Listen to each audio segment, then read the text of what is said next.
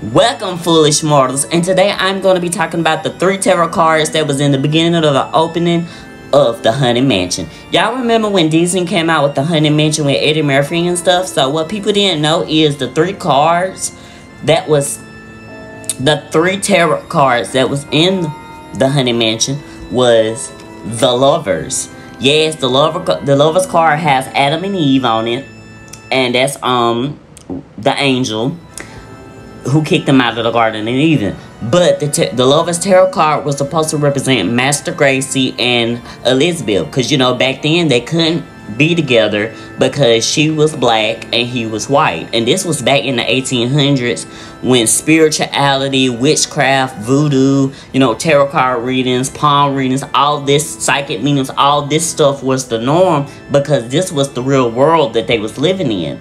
And so Disney did a good job on taking that real world influence and putting it in the movie. And what people don't know is that the Haunted Mansion was in Louisiana. It was in New Orleans, Louisiana, at the time of when, you know, over there voodoo is the norm. And, you know, like, that's normal to them. So going to tarot card readers and psychic mediums and witches, that stuff was normal back then.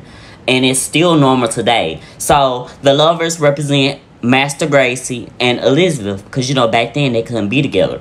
And then the second card that came was Death.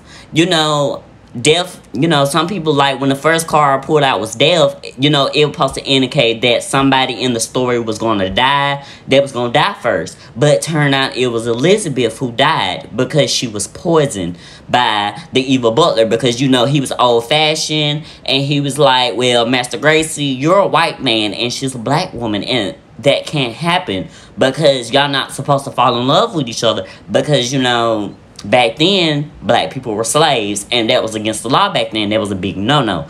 But the Death card represents death.